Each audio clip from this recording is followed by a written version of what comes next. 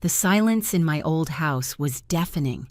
It had been 3 months since Harrison's funeral, 3 months since the house felt like anything other than a museum of our life together. I was Meredith Sinclair, 63 years old and utterly adrift. My son, Keith, and his wife, Rhiannon, had been hovering. At first, their attentiveness felt like a balm. They brought groceries, sat with me through the long, quiet evenings, and spoke in the hushed, careful tones reserved for the grieving. "Mom, you just look so tired," Rhiannon said one evening, her hand resting on my arm. Her perfectly manicured nails were a stark contrast to my worn gardening hands. "We just worry about you rattling around in this big old place by yourself." "I'm fine, Rhiannon, just adjusting." "We know, Mom," Keith added, his eyes mirroring the same practiced concern. "But it's a lot. The upkeep, the memories. We just want you to be happy again." "Dad would have wanted you to be happy. They really wanted my inheritance. I didn't see it then." I was too wrapped in my own fog of loss to notice the way their eyes lit up, just for a second, when I mentioned Harrison's life insurance payout. I thought their sudden, intense interest in my financial statements was just them being responsible. "You've got to be smart with this, Mom," Keith said, looking over the policy documents. "This is your future." "He's right, Meredith," Rhiannon chimed in, leaning over his shoulder. "You should invest in something solid, something that will give you security. Real estate, maybe?" "Something stable," Keith agreed immediately, nodding. "An asset, something that will give you security and a new sense of purpose." Their words planted a seed, a new purpose. It was the first thing that had sparked any interest in me in months. They weren't wrong about the house. It was too big, too quiet, and every room held a ghost. Maybe a fresh start was exactly what I needed. If you're watching this video, tell me where you're from or what time it is for you. The idea of moving was one thing, the reality was another. I spent a week listlessly browsing real estate websites, nothing catching my eye. It all felt so sterile, so unlike the life Harrison and I had built. Then I saw it, the listing for the mansion on Evergreen Street.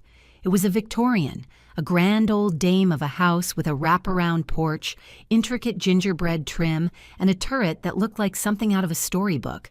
6 bedrooms, 3.5 baths, a sprawling backyard with ancient oak trees. I could immediately picture holiday dinners in the formal dining room, the grandchildren I rarely saw racing through the halls, summer barbecues on the flagstone patio. I could imagine Keith and Rhiannon finally having enough space to visit comfortably without feeling crammed into our small guest room. This wasn't just a house, it was a solution, a way to bring my fractured family back together, to fill the silence with life again. The asking price was staggering. It would take every penny of Harrison's insurance money. It was an extravagant, impulsive, and terrifying thought.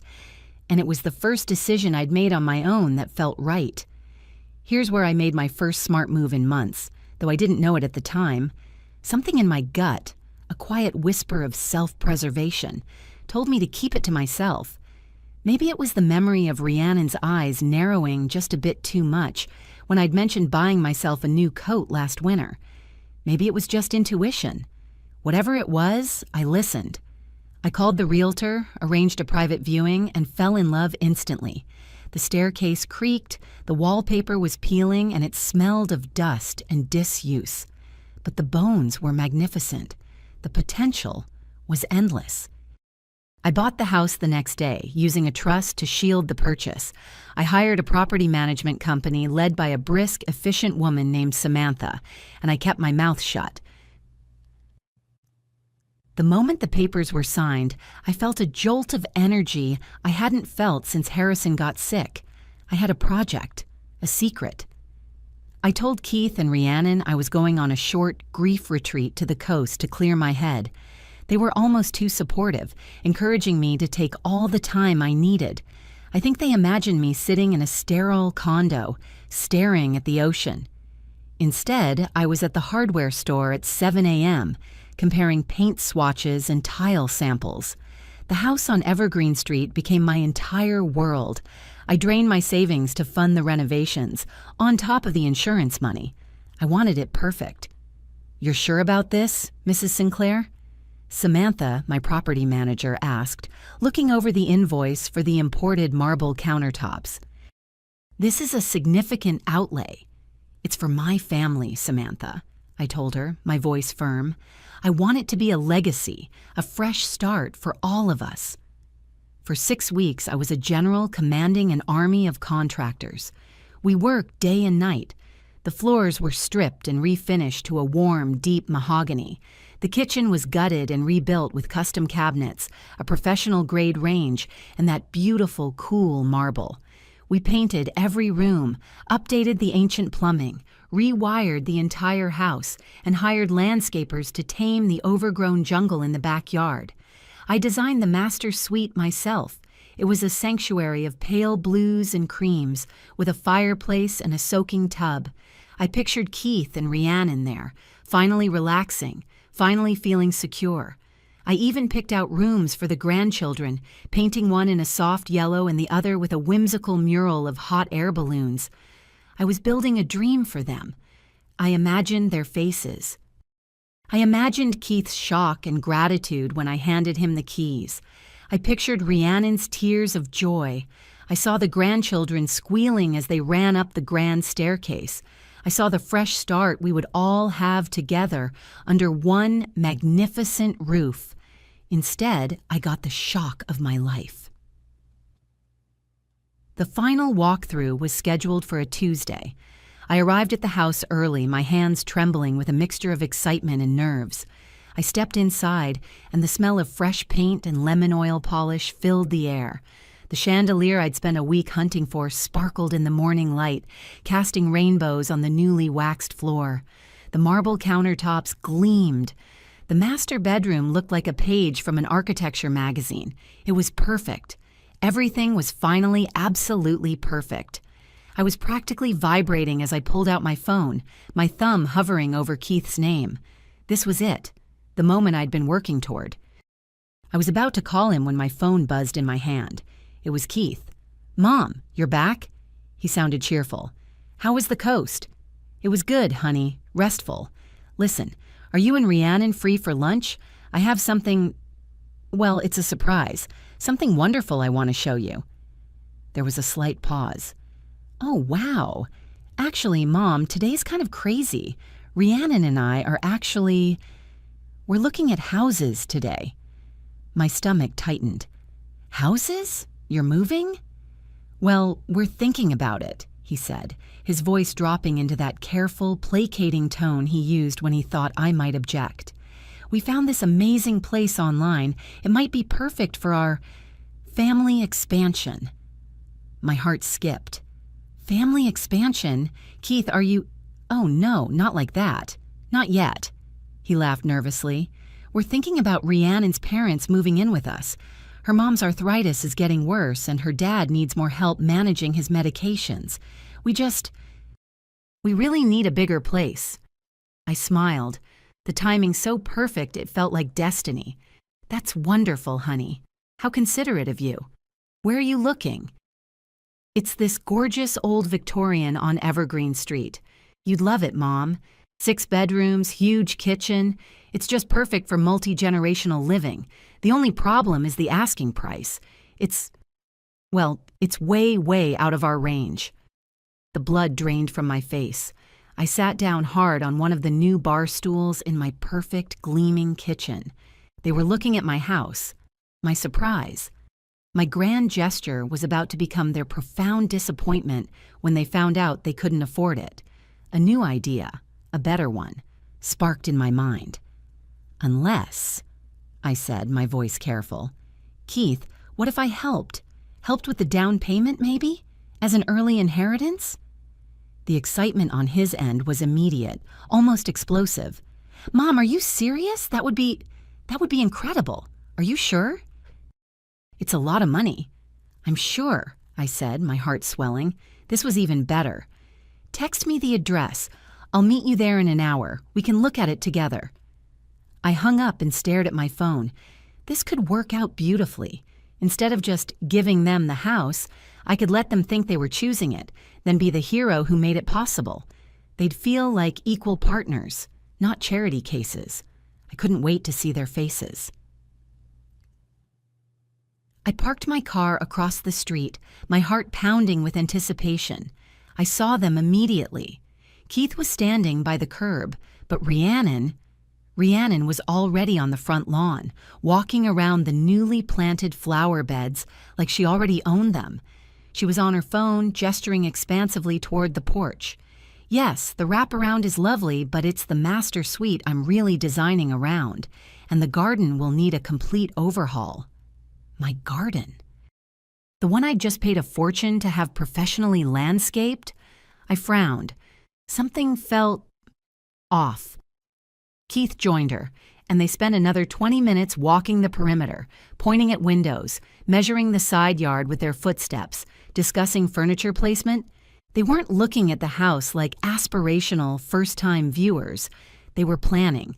They were acting like people who already had the keys. That's when the first cold spike of dread hit me. I'd made a terrible mistake, not in buying the house, but in trusting them, in thinking this whole thing was a coincidence. I decided right then to test them. I got out of my car and called out, "Keith, Rhiannon, wow, what a place!" Rhiannon's head snapped toward me, a brilliant, brittle smile instantly appearing on her face. "Meredith, there you are. Isn't it a dream?" She rushed over and gave me a hug that felt more like a capture. "Come on, you have to see the inside." "We haven't been in yet, but the agent left a lockbox." Another lie. I had the only keys. Samantha had the only other set, but I played along. Rhiannon fumbled with the lockbox.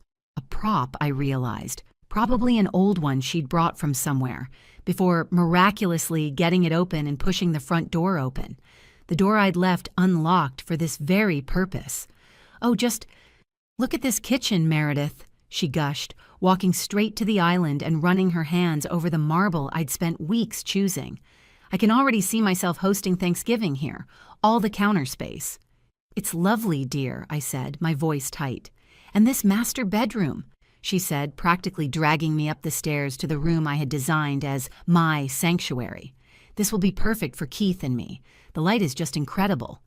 She walked into the adjoining bathroom, her eyes wide. A soaking tub and double vanities. "It's like it was made for us." She led me back down the hall to the smallest of the 6 bedrooms, the one I'd planned as a small office overlooking the neighbor's fence. "Your room could be this one, right next to the guest bathroom," she said, waving a hand dismissively. "It's small, but adequate. Cozy."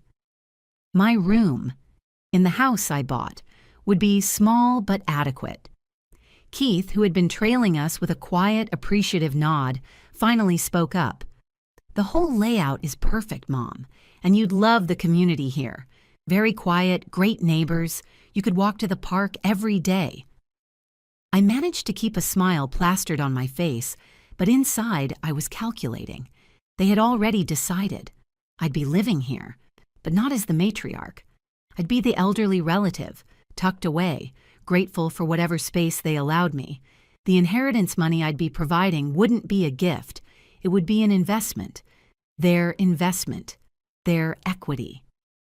"The only challenge," Rhiannon continued, her brow furrowing in a mask of concern as we walked back to the kitchen, "is the seller. Apparently they want cash, no financing." "Something about a trust situation," Keith sighed, shaking his head, "which means we'd need the full purchase price up front. Even with your help, Mom, we're talking about draining your entire inheritance just for the down payment on a mortgage we still couldn't qualify for." Rhiannon's face fell dramatically. "It's so close, so perfect, and it's just out of reach."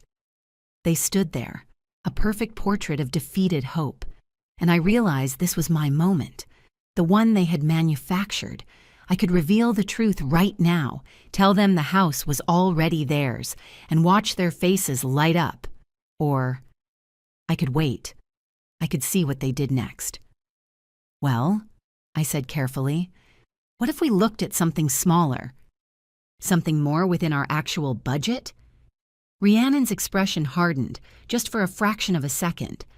Margaret, this house is perfect for our needs. Keith's father would have wanted us to use his money wisely, to invest in our family's future. She put her hand on my arm again. This is exactly the kind of opportunity Harrison would have encouraged. He would have wanted this for us, for you. The casual, vicious manipulation of it, using Harrison's memory to justify spending his life insurance money on their dream while planning to stick me in the broom closet, took my breath away. You're right, I said slowly, my mind racing. Harrison would want us to make a smart decision. Let me think about this. Overnight. That evening, I sat in my old, quiet house, the deed to the Evergreen Street mansion spread out on my dining room table. My name, clear as day, as the sole trustee and owner. I'd been so excited. I'd been so ready to give them this incredible gift. Now, I felt sick. My phone rang before I'd even finished my first cup of coffee the next morning. It was Keith. Mom, we've been thinking about that house all night. Rhiannon barely slept. We really believe this could be the fresh start our whole family needs. I understand, Keith. It's a beautiful house, I said, my voice neutral. The thing is, we went by there again this morning, he said, his voice dropping, and there's another family looking at it. A bidding war. The realtor says they might put in an offer today. I almost laughed. It was a cold, bitter sound. There was no other family. There was no competing offer. I owned the house. My own son was lying to my face, creating a completely fake sense of urgency to pressure me into liquidating my entire savings. That's unfortunate, I said mildly. Mom, we need to move fast, he insisted, the desperation clear in his voice. If you're serious about helping us, we need to make an offer today. Full asking price. Cash. That's my entire inheritance, Keith, I stated, just to hear him respond. I know, Mom, I know it's a big ask, but think of the return on investment. Property values in that neighborhood are only going up, and you'd have a beautiful place to live, with family right there to take care of you as you get older. Take care of me, in the small room, while they built a life on my money.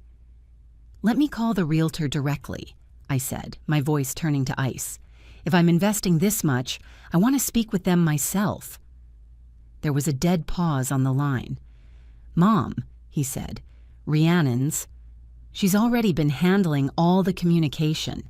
She's built a really good rapport with the agent. Maybe it's just better if she continues to be the point person? Keith, I said, and there was no warmth left in my voice at all. If I am writing a check for that amount of money, I am speaking to the realtor myself. Get me the number. He stammered that he'd have Rhiannon send it and hung up. I didn't wait. I immediately called Samantha, my property manager. Samantha, it's Meredith Sinclair. Good morning, Mrs. Sinclair. Are you happy with the final cleaning crew? They were scheduled to finish up yesterday. They were perfect, Samantha. Listen, I have a strange request. I need you to relist the Evergreen Street house immediately. List it, but I know. List it for the same price I paid, same terms. Cash only, quick close. Mrs. Sinclair, may I ask why? You own the house outright. Because, I said, gripping the phone, I want to see exactly how far my family will go to manipulate me. If anyone calls asking about it, especially a woman named Rhiannon or a man named Keith, you tell them the previous offer fell through and it's back on the market. Understood? Samantha was silent for a beat. She was a professional, but I could hear the wheels turning. Understood, Mrs. Sinclair. The listing will be active within the hour. I hung up and waited. It didn't take long. 2 hours later, my phone rang. Keith. Mom, great news. You won't believe it. He sounded breathless. The other family's offer, it was rejected. Something about their financing. The house is still available, but the agent said we really need to move fast. She's got 2 other backup offers. I felt something cold and heavy settle in my chest. He had seen the new listing, or Rhiannon had, and incorporated it seamlessly into his web of lies. My own son. "Wonderful, Keith," I said, my voice sickeningly sweet.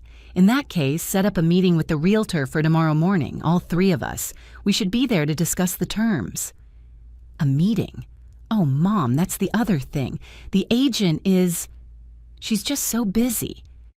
Rhiannon thinks it might be better, faster, if you just wire the money to the trust's escrow account first, to show good faith. Then we can handle the details. Of course she did. "No," I said. "A meeting, or there's no deal, and no money." I could hear him breathing on the other end. Okay, Mom. I'll see what I can do." The next morning, I was packing boxes, not to move in with them, to move into my mansion, alone. As I was taping up a box of Harrison's books, my phone buzzed with a text message. It was from Keith. "Mom, the sellers accepted another offer last night. We lost the house. Rebecca's heartbroken. She was so excited about finally having space for her parents and giving you a real home with us. I'm so sorry we couldn't make it work." I stared at the phone. The lie was so blatant, so pathetic. They had realized I wouldn't wire the money without a meeting they could never arrange, so they'd blown up the deal themselves. They'd lost the house to a phantom buyer to make me feel guilty, to make me feel I'd hesitated too long. They were hoping I'd be so distraught that I'd say, "Oh, Keith, don't worry, I'll give you the money anyway for the next house you find." I texted back a simple, "That's very disappointing. I'm sure something else will come along." Within an hour, Rhiannon called me. Her voice was thick with tears, so perfectly performed I almost applauded. "Meredith, I'm so sorry," she sobbed. "I know how excited you were about the house, too. Keith told me you were really looking forward to that big garden and the new kitchen for holiday dinners." Interesting. I had never, not once, mentioned any specific part of the house to them. She was projecting. She was telling me what she thought I should be feeling. "These things happen, Rhiannon," I said calmly. "The realtor did say," she sniffled, "that sometimes these cash deals fall through at the last minute. If you're still interested in helping us, we could stay in close contact with the agent, just in case it becomes available again." The persistence was admirable. Create false hope. Keep me emotionally invested. Keep the possibility of my money buying their dream house alive. "I'll think about it, dear," I said, and hung up. That afternoon, I decided to drive to the mansion. The movers were scheduled for the next day, and I just wanted a quiet moment. I wanted to walk through the empty rooms and reclaim the joy I'd felt before all this. I wanted to savor the moment of walking through my front door as the rightful owner, not the adequate guest. I turned onto Evergreen Street, and I saw Rhiannon's car in my driveway. My blood went cold. I parked at the end of the block, my heart hammering against my ribs. I watched. Rhiannon was walking around the front yard with an older woman I didn't recognize. She was pointing at the windows, gesturing toward the garden, talking and laughing, clearly giving some kind of tour. They spent 20 minutes outside before Rhiannon walked up to my new front door, pulled a key from her pocket, and unlocked it. A key I had not given her. A key she should not have. A key to a house she had just told me, weeping, that they had lost to other buyers. I sat in my car, my hands gripping the steering wheel so hard my knuckles were white. Fury, cold and pure, was building with every passing second. She was in my house. My house. I watched her bring out a measuring tape from her oversized purse. I watched through the living room window as she and the other woman measured my living room, my dining room, my kitchen. They were planning furniture arrangements. They were deciding where their things would go in my home. This wasn't just a lie about a competing offer. This was something else. This was a charade, covering up something so much worse. I picked up my phone and called Samantha. Samantha, has anyone contacted you about accessing the Evergreen Street property? Anyone at all? No, Mrs. Sinclair, she said, her voice puzzled. You're the only one with keys besides our office. And as you requested, the listing was taken down yesterday when you asked us to.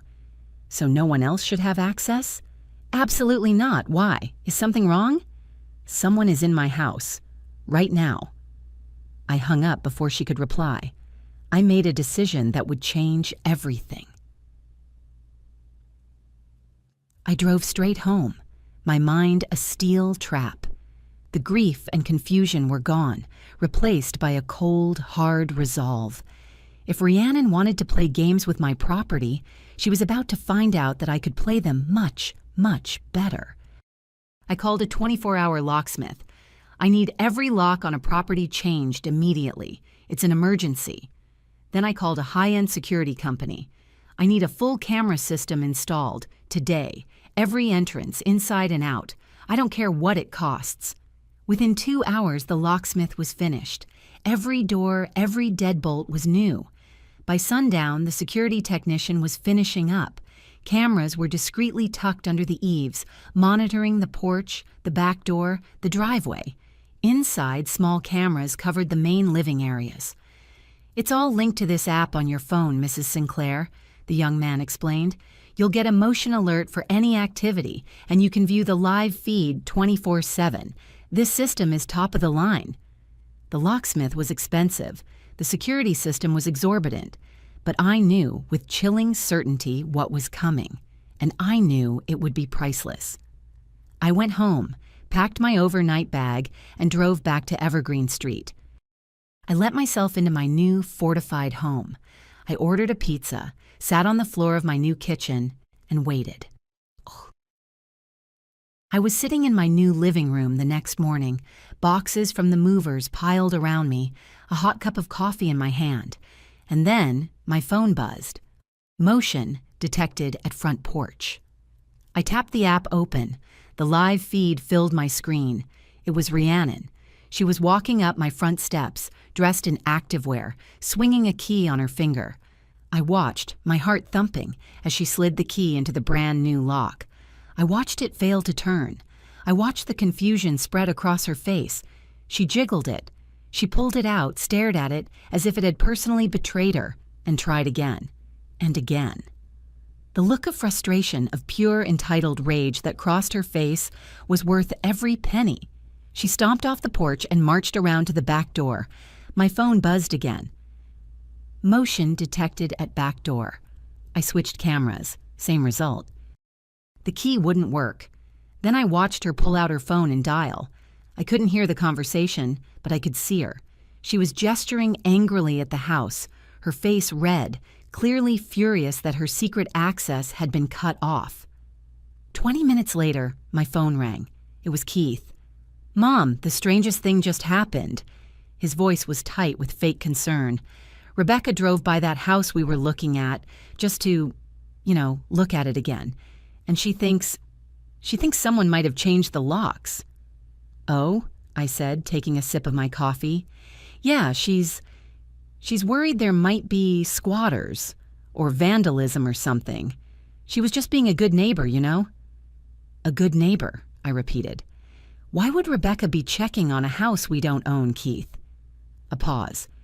"Well, she thought she saw a broken window from the street. She was just concerned." The lies were getting more elaborate, but they were also getting sloppy. There were no broken windows. She'd been trying to get in.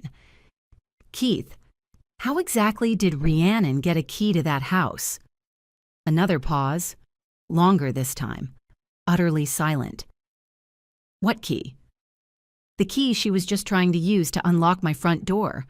The one she tried on the back door, too. I saw her, Keith, on the security cameras." Silence. Complete, total silence. Then a choked, gasping sound as if he'd swallowed his own tongue. "Mom, what security cameras?" "The ones I had installed yesterday," I said, my voice as cold and clear as glass. "On my house. The house I own." The sound that came through the phone might have been Keith choking on his coffee, or it might have been the sound of his entire elaborate deception collapsing in real time. Your house? His voice was barely a whisper. My house, Keith. The house I bought 6 weeks ago with Harrison's life insurance money. The house I've been renovating day and night as a surprise gift for you and your wife. I let that hang in the air. The house, I continued, my voice low and dangerous, that you and Rhiannon have been trying to manipulate me into funding for you. The house you assigned me a small but adequate room in. The house your wife has been illegally entering with a stolen key. The silence stretched so long this time, I thought he'd hung up. Finally, he spoke, his voice cracked and hollow. Mom, we need to talk. I can explain. Oh yes, Kevin, we certainly do need to talk. But first, I think you need to explain to your wife that trespassing on someone else's property is a crime, even when you think you're clever enough not to get caught. I hung up. That evening, I sat in my beautiful, box-filled dining room, eating takeout Chinese food off paper plates. This was not the celebration dinner I had planned. I should have been toasting my family, watching their joyful faces, planning our future. Instead, I was alone, watching saved security footage of my daughter-in-law trying to break into my home. But as I looked around at the high ceilings and the beautiful millwork, I didn't feel sad. I felt angry, and I felt strong. Keith arrived at 8:01 p.m. sharp. He looked like he'd aged 5 years since our phone call. His face was gray and his shoulders were slumped. Rhiannon wasn't with him. That told me everything I needed to know about who was really driving this scheme. Mom, he said, standing awkwardly in the grand foyer. He couldn't even look at me. In here, Keith, I called from the living room. I didn't get up. He sat heavily in one of my new armchairs, the one I'd picked for its sturdy classic lines. He put his head in his hands. I don't even know where to begin. How about with how your wife got a key to my house? I said. I wasn't offering comfort. I wasn't offering tea. I was offering a firing squad. He sighed, a long, shuddering breath. She befriended the assistant at Samantha's property management office. My blood chilled. She told her she was your daughter-in-law, that you'd asked her to check on the renovation progress while you were dealing with your grief. The assistant gave her a family access key. The audacity, the predatory, calculated cruelty of using my grief as a weapon. So Rhiannon has been monitoring my purchase for weeks. She found out 3 days after you signed the papers, he mumbled into his hands. Your bank called to verify the wire transfer, and Rhiannon answered your phone. She was at your house, checking on you. And she told them she was your financial power of attorney. The lies just kept getting bigger, more toxic. I never gave her power of attorney. I know, but the bank representative. They didn't ask for documentation, not over the phone. Rhiannon got enough information, the amount, the trust name, the property address, to figure out exactly what you'd done. I got up and poured myself a glass of wine, my hands perfectly steady. 6 months ago, this level of betrayal would have shattered me. Now, it just felt like confirmation. So, instead of talking to me, I said, turning to face him, instead of asking me about this incredible gift I was planning, you and she decided to manipulate me, to trick me into funding your purchase of a house I already owned. Keith's face crumpled. It was Rhiannon's idea, Mom. I swear. She said if we confronted you, you might get defensive about spending so much money. She said you might regret it. So she decided to steal it instead. No, not steal, he said, jumping up. She thought if we could make you think it was our idea to buy the house, you'd feel better about helping us. Like you were contributing, not just giving a handout. Helping you buy a house, from myself. We didn't think you'd actually want to live here, he said, his voice pleading. Not alone, It's too big. Rhiannon figured you'd eventually want to downsize, maybe move into a senior community, and then we could buy it from you at fair market value. You'd get your money back, plus appreciation. Everyone would win. I stared at my son. This man I had raised, this man I thought I knew. I saw a stranger. Kevin, do you hear yourself? You planned to trick me into giving you my inheritance, to buy my own house, then wait for me to get old so you could convince me to sell it to you? Do you have any idea what that's called? Mom, it sounds bad when you say it like that. It's called fraud, Keith. It's criminal. He sank back into the chair. We never meant for it to go this far. Rhiannon. She just got so excited about the house. She started planning, making lists. She just wanted to show you how perfect it would be. For all of us. All of us. With me in the smallest bedroom. That was never the plan, he insisted. I pulled out my phone. I opened the security app and hit play on the saved video file from that morning. I showed him Rhiannon, jiggling the key, stomping her foot, pacing the porch, peering in my windows, calling him in a rage. This was never the plan either, I suppose, I said softly. He stared at the screen, his face ashen. He had no more words, no more lies. Get out, Keith, I said. Mom, please. Get out of my house. He flinched, then stood up and walked to the door. He paused, his hand on the new, gleaming brass knob. Mom, I'm so sorry. You're sorry you got caught, I said, and turned my back on him. I woke up the next morning feeling strange. The anger had cooled into a hard, dense core of resolve, but I also felt vulnerable. My perfect, undeniable evidence, the video, was my only leverage. I went to the kitchen, made coffee, and opened the security app on my phone to check the perimeter. Connection error. Unable to connect to your system. Please check your internet and power. I frowned. I walked to the router. The lights were green. I went to the main security panel by the door. It was dark. Dead. A knot of ice formed in my stomach. I went to the breaker box in the pantry. All the switches were on. I walked outside to the side of the house where the main power line and internet cables came in. They had been cut, sliced clean through with heavy-duty cutters. I ran back inside, my hands shaking. The cloud storage. The technician said everything was backed up to the cloud. I pulled out my laptop, my fingers fumbling on the keys, and tried to log in to my new security account. Invalid password. Please try again. I tried again and again. Invalid password. I clicked Forgot Password. An email has been sent to your recovery address. I opened my email. Nothing. No recovery email. I checked my spam folder. Nothing. I tried to log in to my email account. Invalid password. They hadn't just cut the wires. They had locked me out. Rhiannon, or someone she knew, had hacked my accounts. My cloud storage, my email, my evidence, my perfect, undeniable leverage. It was gone. My phone rang and I jumped, dropping my coffee mug. It shattered on the new tile floor. I looked at the caller ID. Rhiannon. I picked it up, my hand trembling with rage. What did you do? I whispered.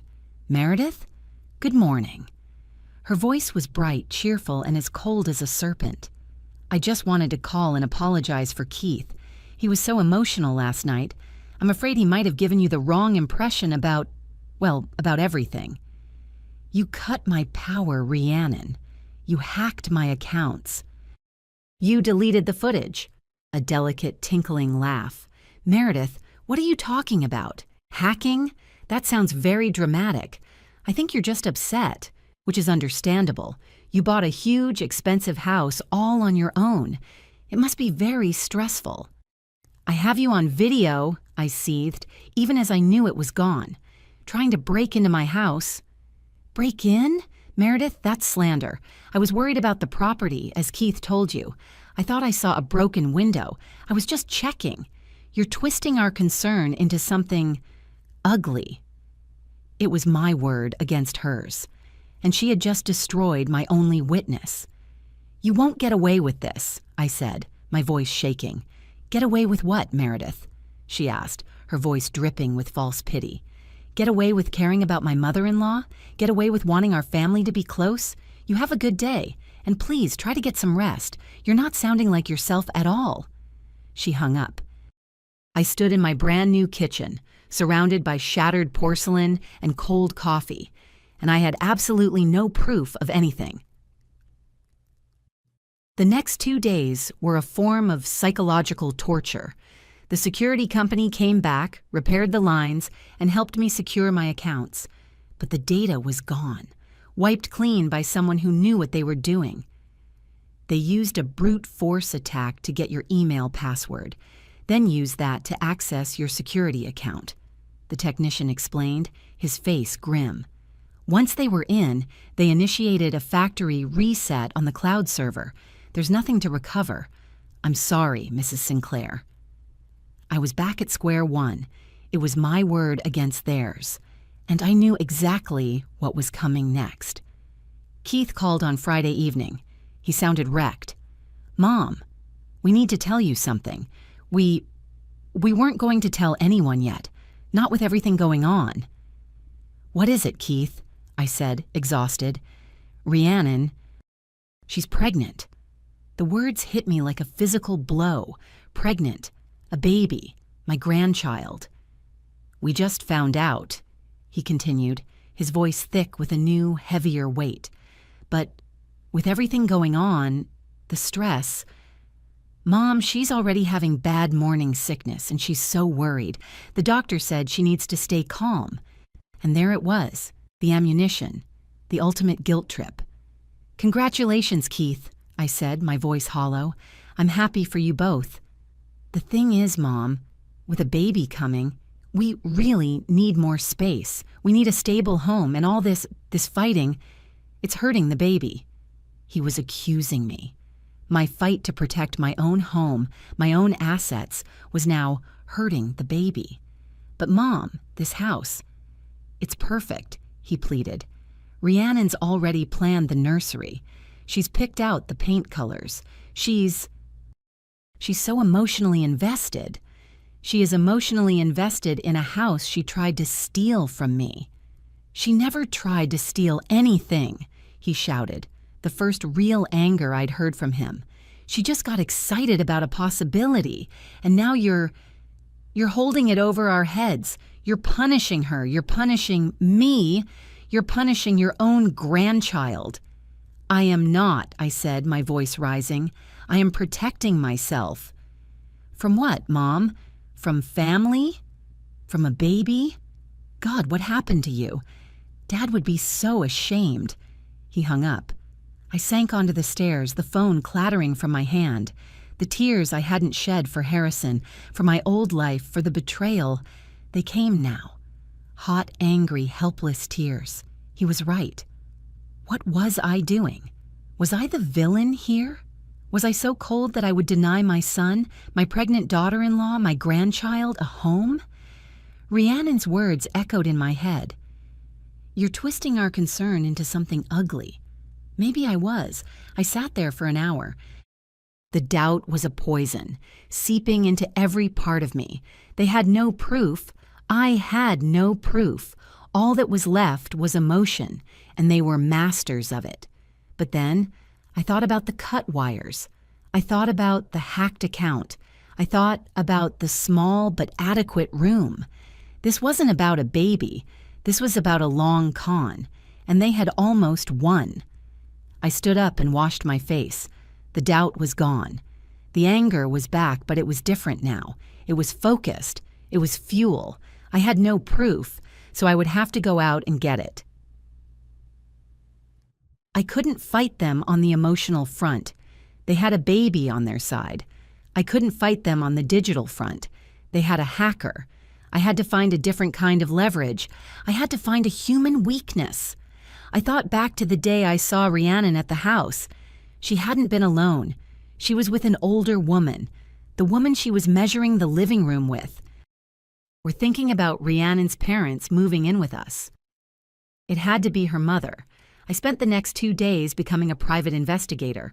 I was new to the neighborhood, but the old lady network is fast and efficient. I started at the local coffee shop, struck up a conversation with a woman from the Historical Society. Rhiannon, she said, pursing her lips. I don't know that name, but her mother, Roberta? Oh yes, Roberta Brent. Her family used to own half the property in the next county over. Lost most of it, I hear. Roberta lives over in the Willow Creek development. Nice-looking woman. Always seems stressed. I got an address.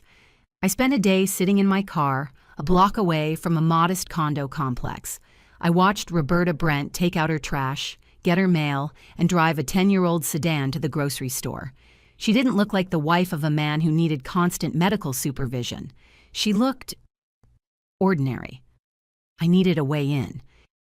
I needed to understand what kind of person would help her daughter plan the theft of a house. I followed her to the grocery store. I accidentally bumped her cart in the produce aisle. "Oh, goodness, I'm so sorry," I said, feigning fluster. "It's quite all right," she said, her voice polite but strained. Her eyes were tired. "You just look so familiar," I said, lying easily. "I'm Meredith Sinclair. I just moved into the neighborhood. Over on Evergreen Street?" Her head snapped up. Her face went pale. "Evergreen Street?" "Yes, the big Victorian on the corner." She knew the house. Of course she knew the house. She stared at me, her eyes wide with a combination of fear and something else. "Recognition?" You're Meredith," she whispered. "And you're Roberta, Rhiannon's mother," I said, my voice dropping. "We have a lot to talk about." I took her to a small, quiet diner. She sat across from me in the booth, her hands wrapped around a coffee mug she wasn't drinking. She wouldn't meet my eyes. "I don't know what Rhiannon has told you," she started, her voice barely audible. "I'd rather hear what you have to say," I said. "I'm sure you'll be interested to know that after you and your daughter were measuring my living room, my security system was destroyed and all the footage was erased." Roberta flinched, a violent, full-body jerk. She looked up, and for the first time, I saw the terror in her eyes. "Oh, God," she whispered. "She's doing it. She's really doing it." "Doing what, Roberta?" She started to cry. Not a performance, like Rhiannon's, but a deep, ragged, hopeless sobbing that shook her entire body. "It's my fault," she choked out. "I taught her this. I showed her how it was done." I just waited. "My husband," she said, wiping her eyes, "Rhiannon's father, he was a cheat, a gambler. He ran through my inheritance in 10 years. We had nothing, and my mother, she had a house, a beautiful little house paid in full." She looked at me, her gaze haunted. "He started talking to her about her safety, about protecting her assets from the government if she ever needed a nursing home. He convinced her it was smarter for the family if she signed the house over to us, for tax purposes." My blood ran cold. The exact words, the exact scheme. "She signed it over, Roberta?" "She trusted him," she whispered. "She trusted me. I went along with it. I told myself it was for the best, that we would take care of her." "And did you?" Her face crumpled. "He put her in a state facility 2 years later. Said her dementia was too much for us to handle. She didn't have dementia, Meredith. She was just sad." She was sobbing freely now, careless of the other patrons in the diner. "We sold the house a week after the funeral. Rhiannon saw it all. She was 20. She saw how easy it was." "And Rhiannon's father?" I asked. "He ran off with his secretary 3 years ago, left me with the condo and a mountain of debt. Rhiannon, she worshipped him. She thinks he was a shrewd businessman. She sees a predator as a provider." "Rhiannon's parents," I said. "The ones who needed care, the ones who were moving in." "Me," Roberta said with a bitter laugh. "Just me, and I don't need care. She was just managing me, promising me a room if I helped her, secure her future. She had learned the family tradition. She hadn't stumbled into elder abuse through desperation. She'd been practicing it her whole life. "Roberta," I said, leaning in, "I have no proof. She destroyed it all. They're using a baby to manipulate me, painting me as a monster. I need your help." She looked at me, her eyes red-rimmed but hardening with a new, terrible resolve. The resolve of a woman seeing her own sins repeated. "She won't stop," Roberta said. "Not now that she's pregnant. This is her one chance, she thinks, to get what my husband got. Will you help me?" She reached into her purse and pulled out a worn leather checkbook register. "I've been keeping track of the money Rhiannon has borrowed from me. The specialist she hired last week." "A specialist?" She called him a digital security consultant.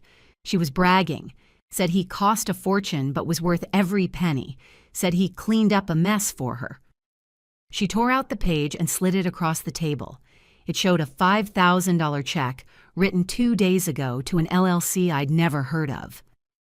"And," Roberta said, her voice shaking, "I have my mother's letters, the ones she sent me from the nursing home, begging me to come visit, begging to come home." She looked at me, her face a mask of shame and fury. "I won't let my daughter do to you what I let my husband do to my mother. I won't."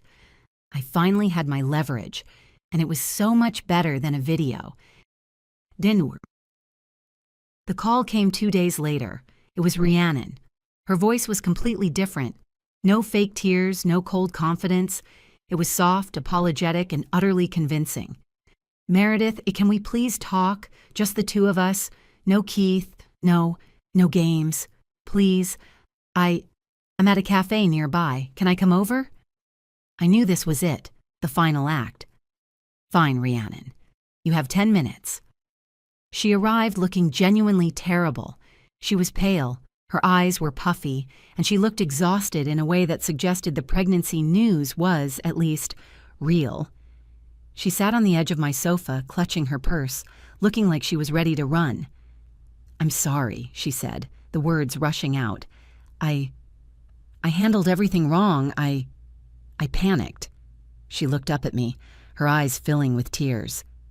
"When I found out about the house, I panicked.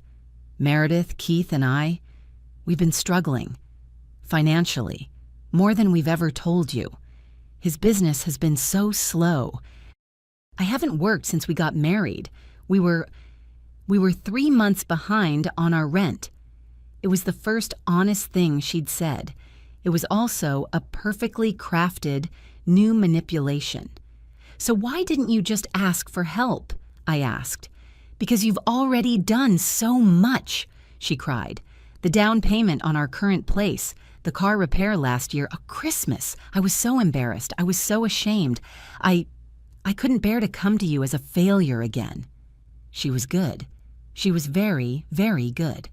She was painting a picture of a desperate, proud young woman who had made a mistake out of love and shame.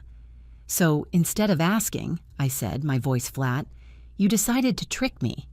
I thought if I could just make it seem like your idea to help us buy this house, you'd feel good about it. You'd feel generous, not resentful. I thought I was protecting your feelings, Meredith. I thought I was protecting you." Her confession should have made me feel pity. It only made me angrier, because underneath the apology, the performance, was the same toxic, condescending assumption that had driven everything else, that I was a fragile, stupid old woman. "Rebecca," I said, "I have been managing my own feelings for 63 years. I don't need you to protect me from my own generosity. I know that now. I made a mistake." "You made several mistakes," I said. "Identity theft, fraud, trespassing, conspiracy, hiring someone to destroy my property and delete my data." She flinched. I don't know what you're talking about. I got excited." She was denying the hack. Fine. I'd let her play her last card. She took a deep breath, composing herself into a picture of earnest contrition. She moved from the edge of the sofa to sit back, trying to look more casual. "Meredith, I know I've broken your trust," she said softly, "but maybe there's a way to fix this. For the baby." She leaned forward. "My uncle. He's an accountant, and he was saying, this house is a huge asset. If you give it to us now as an early inheritance, instead of leaving it to Keith in your will, it would save thousands in estate taxes. It's the smart financial move for the whole family." There it was, the final polished, premeditated script. "And," she continued, warming to her topic, "he also said, as you get older, it's smart to transfer assets to family, to protect them from, potential nursing home costs. If you get sick, the state can't take your house if it's not in your name. It's just smart planning. It protects your legacy. It protects us." She had planned it all, researched it, rehearsed it, every word designed to make me feel like I was the one in control, that this was my smart idea. She was describing step-by-step textbook elder financial abuse. I let the silence hang in the air for a long, heavy moment. I watched her. She was smiling, a small, gentle, encouraging smile, the smile of a predator who knows its prey is cornered. "You're very thorough, Rhiannon," I said softly. I reached down to the briefcase I had placed by my chair. I pulled out a file. I slid a piece of paper across the coffee table. It was a copy of the check register from Roberta, the $5,000 payment to the digital security consultant. Rhiannon's smile froze. "And this," I said, sliding over a set of photocopies, "is a letter from your grandmother, from the Green Valley Nursing Home, dated 2 weeks before she died. She was asking your mother why no one would come and see her." The color drained from Rhiannon's face. She looked like she'd been slapped. My mother," she stammered. "You spoke to my mother? She doesn't know what she's talking about. She's always been unstable." "She was very clear, Rhiannon. She was very clear about what your father did to her mother. She was very clear about the smart financial planning that left her mother to die alone in a state facility. And she was very clear that you were there, that you learned, that you practiced." I leaned forward, my voice dropping to a whisper. "Do you know what this is called, Rhiannon? What you just did? What you've been planning for months? It's not smart. It's not protecting my feelings. It's a crime. It's called elder financial abuse." She went very still. The mask of the victim, of the apologetic daughter, melted away. And for the first time, I saw the real Rhiannon. Her eyes were not soft. They were not scared. They were chips of ice. They were filled with pure, unadulterated hatred. "You bitch," she hissed. "You spoke to my mother? You turned my own mother against me?" "Your mother turned herself against you, Rhiannon. The moment she realized you were becoming your father." Rhiannon lunged from the couch, but not at me. She lunged for the papers. "You have no right," she shrieked, grabbing for the letters. I was faster. I swept them off the table. "Get out. This is my family, my baby's home. You're trying to steal my baby's home. This is my home," I roared, the force of it surprising even me. "You came in here with your lies and your fake tears and your criminal plots. You tried to con me out of my home, just like your father did to your grandmother." "My father was a provider," she screamed, her face contorted. "He did what he had to do. And you're just a selfish old woman, sitting on all this money, all this space, while your own son is struggling, while your grandchild has nowhere to live." "My son has a place to live. You just want this place. And you were willing to destroy me to get it. You bought that house to manipulate us," she accused, her finger jabbing at me. "You knew we were looking. You bought it to dangle in front of us, to hold over our heads. You're the monster here, Meredith. You, not me." The accusation was so ridiculous, so twisted, I actually laughed. "Rebecca, I bought this house as a gift. I was planning to hand you the deed. I was planning a celebration dinner. I was going to give you this house." She stared at me, her chest heaving. "Prove it," she spat. "I'm sorry? Prove it. Show me the paperwork. Show me the gift deed. You can't, because you're lying. You never intended to give it to us. You're just a spiteful, lonely old woman." I realized then that she could never, ever believe the truth. In her mind, every action had an ulterior motive. Every kindness was a manipulation. She couldn't conceive of a world where someone would just give.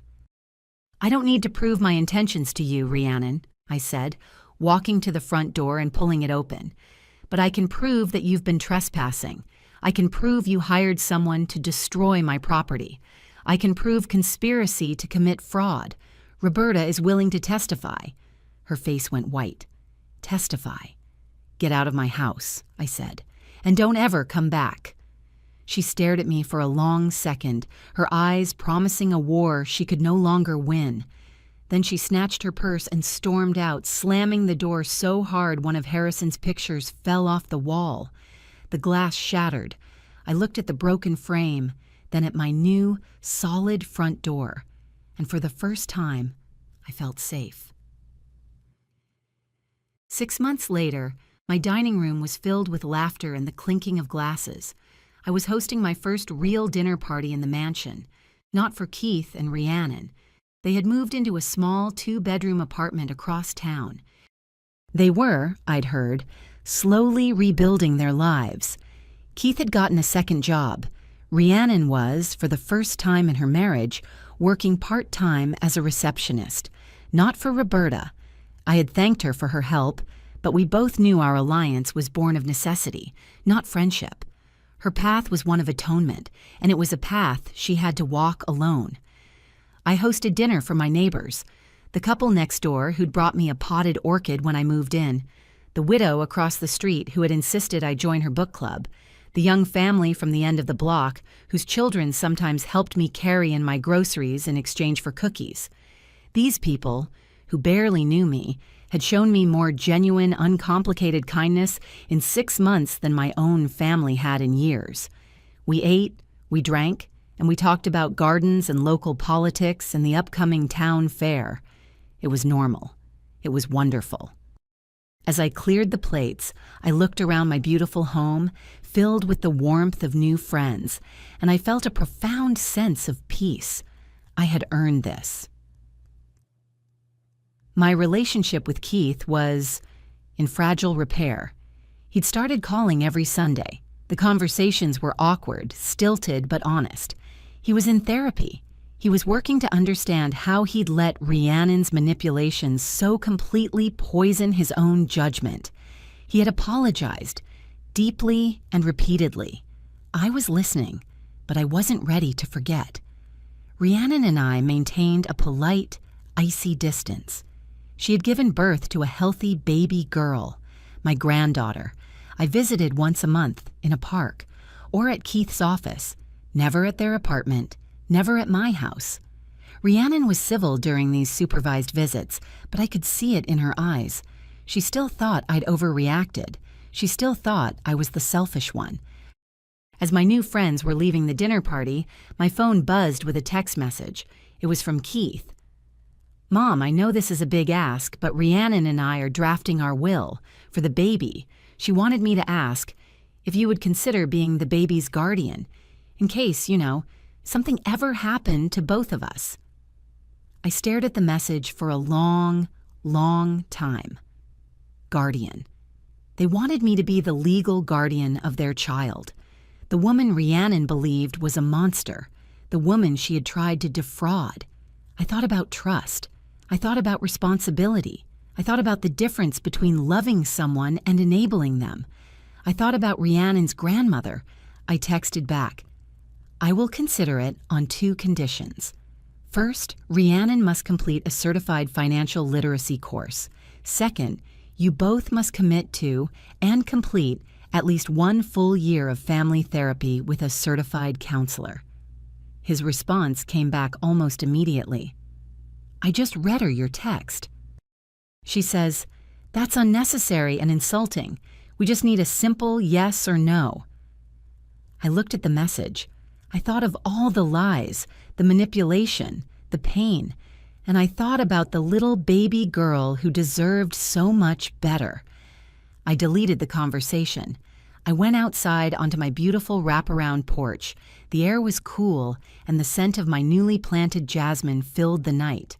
Some people, I realized, never learn, but some of us learn exactly enough to save ourselves, and sometimes that's the only victory that matters. If this story resonated with you, leave a like and consider subscribing. You can also drop any comment below, even just one word. Maybe tell me where you're watching from or what time it is right now. Sometimes one word is enough to say you were here.